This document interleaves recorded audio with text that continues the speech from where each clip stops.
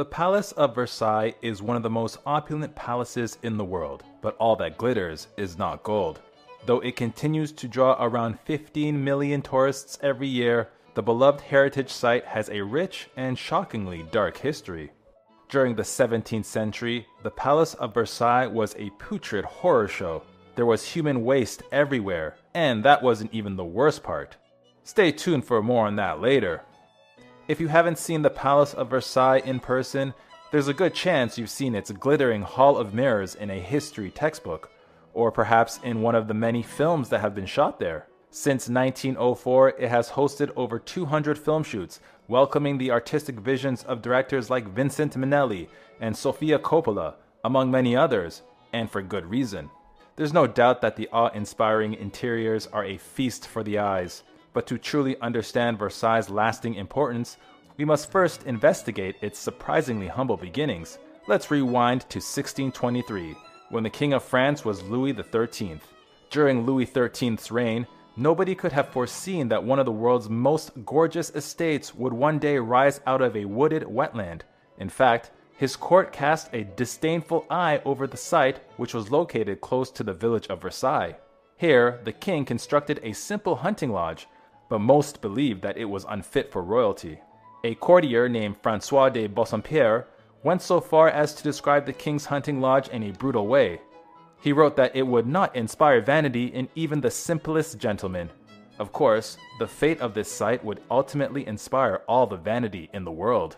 By the time the king passed in 1643, the hunting lodge at Versailles had been replaced by a chateau. His heir, 4-year-old Louis XIV, was on track to becoming the famous Sun King, and would eventually transform his father's unpresuming chateau into a palace worthy of the king's absolute power. But what was the initial spark that drove Louis XIV to commission the construction of Versailles? In 1661, Louis XIV visited the Chateau de Vaux-le-Vicomte, attending a lavish festival thrown by Nicolas Fouquet. The wealth on display was absolutely jaw-dropping and certainly raised red flags. Fouquet, the superintendent of finances, could only afford such grandness due to his proclivity for dipping his greedy fingers into government funds.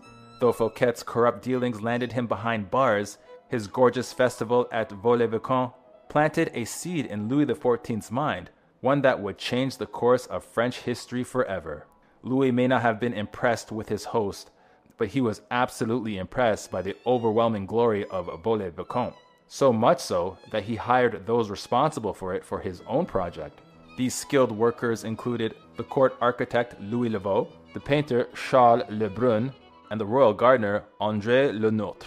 This was the beginning of the Palace of Versailles, what would one day become the king's permanent residence.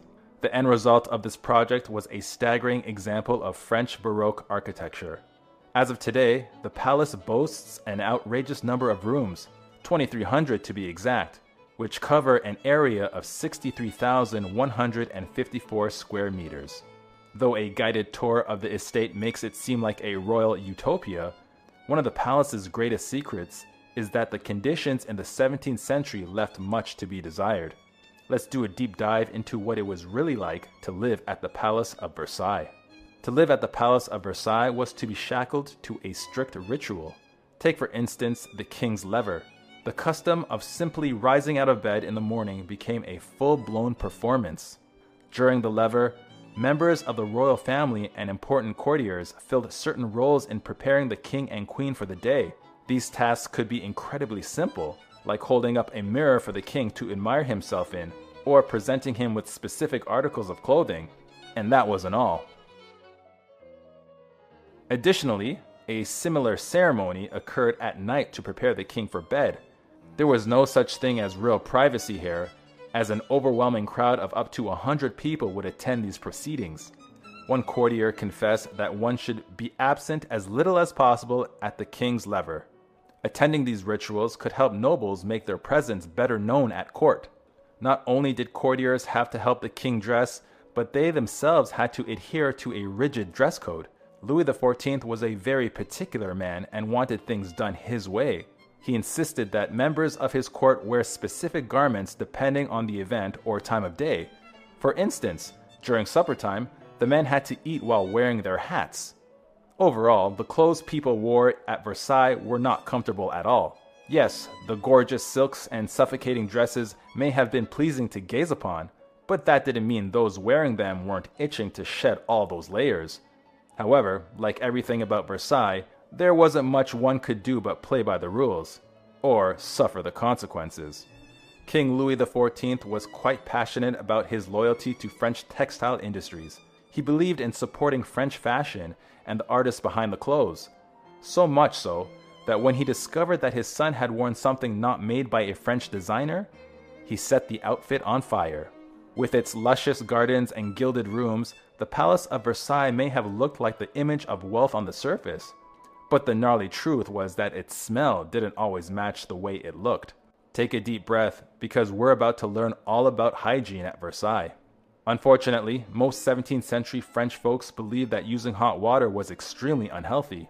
According to the book Louis XIV, The Real Sun King, by Aurora von Goethe and Jules Harper, the common belief was that warm water weakened the body and widened the pores, thus allowing diseases to enter. People everywhere, not just in France, found it much safer and better for the health to have a quick wash than soaking in a tub. Even King Louis XIV rarely bathed himself. Reportedly, he had only 2 baths over the course of his 76 years. However, not all was lost for the Sun King. He at least paid some attention to his hygiene, cleaning his hands in the morning, using a towel to wash himself, and applying perfume. Then there was the sticky matter of using the toilet. Like many things in Louis XIV's life, his time on the toilet wasn't usually private. While doing his business, it was quite normal for him to invite guests to accompany him. And remember, this wasn't a flushing toilet, but simply a special room with a chamber pot. The king wasn't the only one to have a private commode. If a noble enjoyed a high spot in the court's hierarchy, they too likely had their own chamber pot. However, not everyone was so lucky. Sure, there were chamber pots, but the question of whether there were enough of them to go around was another matter altogether. Keep in mind that Versailles often hosted over 10,000 people. This included royals, nobles, government workers, officers, and servants. You see, in addition to those personal chamber pots, there were also latrines made available to the public, but they just couldn't keep up with the high demand, and the sheer amount of sewage caused these latrines to overflow.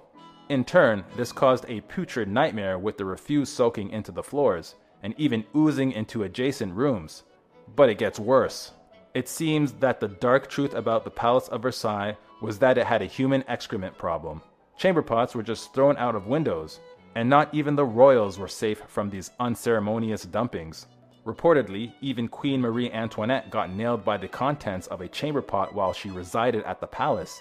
However, flying human waste wasn't even the most shocking sight. Many courtiers at the palace simply gave up on trying to locate a latrine to do their business and popped a squat wherever they wanted. One account made by Princess Elizabeth Charlotte in 1702 drives this point home. The people stationed in the galleries in front of our room piss in all the corners. It is impossible to leave one's apartment without seeing somebody pissing. However, when it comes to first-hand accounts, this isn't even the worst one. One description of life at the Palace of Versailles proves just how nasty it truly was. The unpleasant odors in the park, gardens, even the chateau, make one's gorge rise. The communicating passages, courtyards, buildings in the wings, corridors are full of urine and feces. A pork butcher actually sticks and roasts his pigs at the bottom of the minister's wings every morning. The Avenue St. Cloud is covered with stagnant water and dead cats. Faced with a very smelly situation, courtiers came up with a way to combat it. For those living at the palace, the best way to get rid of a bad scent was to bury it in a good scent, or at least, try to. Courtiers covered themselves in perfume, but unfortunately, mixing 2 potent scents likely exacerbated the problem. Cats also took up residence at the palace. Some of them were pets, while others were feral. With so much waste, rodents abound, which, in turn, lured cats onto the estate. But these beloved creatures only made hygiene conditions even worse. Just like their owners, these cats were doing their business wherever they pleased, and they also bit the dust wherever they pleased. Their furry bodies littering the streets. However, they weren't the only critters to make a nuisance of themselves. Enter lice. Thanks to Louis XIV, wigs were extremely trendy during his reign. After all, he wore one himself to disguise his balding. However, hair and wigs were also the perfect breeding ground for lice. Most men actually shaved their head and wore a wig, which was the easier way to deal with lice infestations.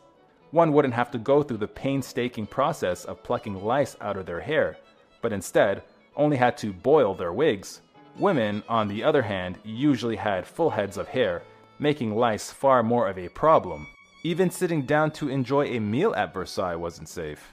The food preparation standards would have likely raised all the red flags today. Considering the fact that many of the courtiers suffered bouts of intestinal parasites, there's a good chance that things weren't always clean in the kitchen. However, even Louis XIV had some horrific experiences that stemmed from the food he ate. Though the king himself made a habit of washing his hands, he too endured his fair share of tapeworms. Reportedly, he even passed one that was close to 6 inches. Turns out there was a good reason why the court of Versailles earned itself such a dismal reputation. You see, it wasn't built on the best foundation, and would have fared much better if it had been close to a flowing river that could move all the waste away from the site. One might also point a finger of blame at King Louis XIV himself. When Louis decided to stay put at Versailles instead of moving between his royal courts, he placed a massive burden on the caretakers' shoulders. Now, they no longer had periods of respite to devote to deep cleaning the palace and grounds. Instead, garbage and waste began piling up. Not only was the palace of Versailles a mess, but the forest around it also hid some scandalous secrets. When the court permanently moved to Versailles, it attracted people from all classes, and the forest became a perfect place for them to intermingle and copulate. The forest that bordered the grounds became something of an open-air brothel, where folks went to satiate their appetites for pleasure. People began accepting money in exchange for intimate services, and this caused the king to label them as sinners. There was no getting around it. King Louis XIV was quite the diva. With the title like the Sun King, it's no wonder that he enjoyed the warm glow of attention that came with being on stage. In the case of Versailles, this meant there were productions, ballets, and dances that both he and his courtiers were a part of. The gardens became the location for some of the grandest ballets imaginable. In addition to the dancing, these elaborate productions incorporated art, music, and live animals. But for Louis, they were also part of a separate agenda. By making his courtiers participate in these dances, Louis was able to have better control over them. He kept them as busy as possible, therefore preventing them from conspiring amongst themselves and plotting against him. However, when it came to spectacles at Versailles, perhaps the most uncomfortable one was when the queen, pregnant with their royal heir, finally went into labor. This was not a private occasion, not at all. In fact, the doors were wide open. On December 19, 1778, the queen went into labor.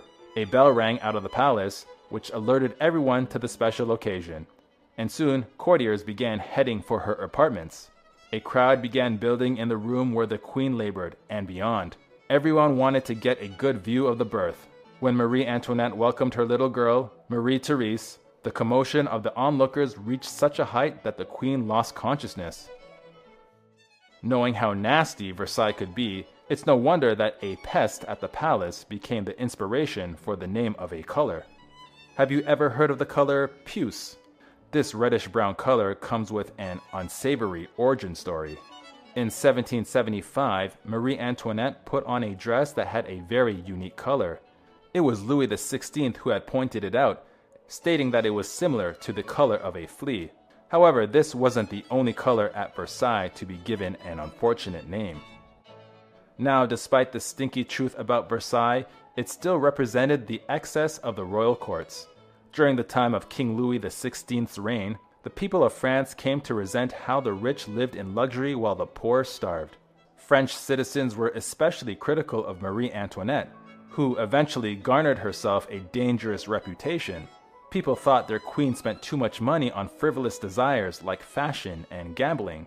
Therefore, when the French Revolution kicked off in 1789, Versailles became an easy target.